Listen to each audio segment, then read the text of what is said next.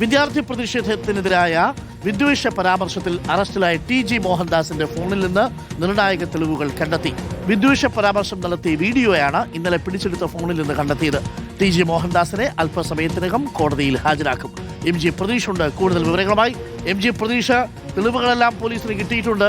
പക്ഷേ ഇപ്പോഴും നേരത്തെ ഇട്ടിരിക്കുന്ന വകുപ്പുകൾ മാത്രമേ ഉള്ളൂ. സ്ത്രീയുടെ മാന്യതയെ ചോദ്യം ചെയ്തത് അടക്കമുള്ള കാര്യങ്ങളുണ്ട്.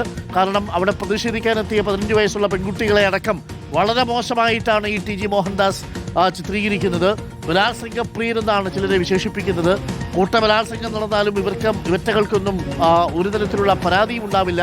കൂട്ടബലാത്സംഗം ആഗ്രഹിച്ചു നടക്കുന്നവരെന്ന മട്ടിലുള്ള ചില വിശേഷണങ്ങളൊക്കെ കൊടുക്കുന്നുണ്ട്. അപ്പോൾ ഇതിനെതിരെയുള്ള വകുപ്പ് ചുമത്തിയിട്ടില്ലേ? എപ്പോഴത്തേക്ക് പുറത്തിറക്കും? നേരെ കോടതിക്ക് മുന്നിലാണോ? ജാമ്യാപേക്ഷ എതിർക്കില്ലേ പോലീസ്? അരുൺകുമാർ, TG മോഹൻദാസിന്റെ അറസ്റ്റുമായി ബന്ധപ്പെട്ട പുതുതായി പുറത്തുവരുന്ന ഏറ്റവും പ്രധാനപ്പെട്ട വിവരം, നേരത്തെ എടുത്ത FIR-ൽ ഉൾപ്പെടുത്തിയ വകുപ്പുകൾക്ക് പുറമെ പുതിയ ഒരു വകുപ്പ് കൂടി അത് പിന്നീട് ചേർത്തതാണ്. അത് അരുൺകുമാർ സൂചിപ്പിച്ചതുപോലെ തന്നെ സ്ത്രീത്വത്തെ അപമാനിക്കൽ BNS 76 എന്ന വകുപ്പ് കൂടി ചേർത്തിട്ടുണ്ട്. അത് 3 വർഷം വരെ തടവ് ശിക്ഷ ലഭിക്കുന്ന കുറ്റമാണ്. പക്ഷേ ജാമ്യം ലഭിക്കുന്ന വകുപ്പാണ് എന്നതാണ് നമുക്ക് ഈ ഘട്ടത്തിൽ മനസ്സിലാക്കാൻ കഴിയുന്നത്.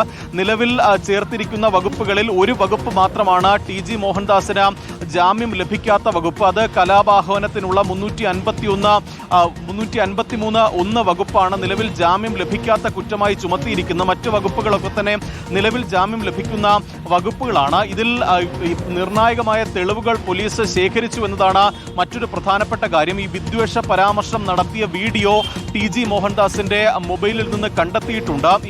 ഇവിടെ എത്തിച്ച് ചോദ്യം ചെയ്തതിന് പിന്നാലെയാണ് ഈ വീഡിയോ ചിത്രീകരിച്ച മൊബൈൽ ഫോൺ കണ്ടെത്തിയിട്ടുള്ളത്. ഈ മട്ടാഞ്ചേരിയിലെ വീട്ടിൽ കസ്റ്റഡിയിലെടുക്കുന്ന സമയത്ത് TG മോഹൻദാസിന്റെ ഫോണും പോലീസ് കസ്റ്റഡിയിലെടുത്തിരുന്നു. പിന്നീട് നടത്തിയ പരിശോധനയിലാണ് വിദ്വേഷ പ്രചാരണം നടത്തിയ വീഡിയോ ഇപ്പോൾ കണ്ടെത്തിയിരിക്കുന്നത്. മൊബൈൽ ഉൾപ്പെടെ കണ്ടെത്തിയിരിക്കുന്നു എന്നതാണ് ഏറ്റവും പ്രധാനപ്പെട്ട കാര്യം. അതായത് കുറ്റം തെളിഞ്ഞിരിക്കുന്നു, കുറ്റം തെളിയിക്കപ്പെടാൻ കഴിയുന്ന തരത്തിലുള്ള തെളിവുകൾ അന്വേഷണ സംഘത്തിന് കിട്ടിയിരിക്കുന്നു എന്നതാണ് ഏറ്റവും പ്രധാനപ്പെട്ട കാര്യം. നിലവിൽ തിരുവനന്തപുരം സൈബർ ക്രൈം പോലീസ് സ്റ്റേഷനിലാണ് TG മോഹൻദാസിന് ഉള്ളത്. ഈ പല നിർണായകമായ അല്ലെങ്കിൽ ഏറ്റവും പ്രധാനപ്പെട്ട തെളിവുകൾ ഉൾപ്പെടെ ശേഖരിക്കാനുള്ള ഒരു നീക്കത്തിലാണ് പോലീസ് ഉള്ളത്. 12നും 1 മണിക്കും ഇടയ്ക്ക് TG മോഹൻദാസിനെ കോടതിയിൽ ഹാജരാക്കും എന്നതാണ് നിലവിൽ മോഹൻദാസിന്റെ അഭിഭാഷകനോട് അന്വേഷണ ഉദ്യോഗസ്ഥർ പറഞ്ഞിരിക്കുന്ന കാര്യം. തിരുവനന്തപുരം വഞ്ചിയൂർ കോടതിയിലായിരിക്കും മോഹൻദാസിനെ ഹാജരാക്കുക. അതിനുശേഷം മറ്റ് തുടർ നടപടികളിലേക്ക് പോകും.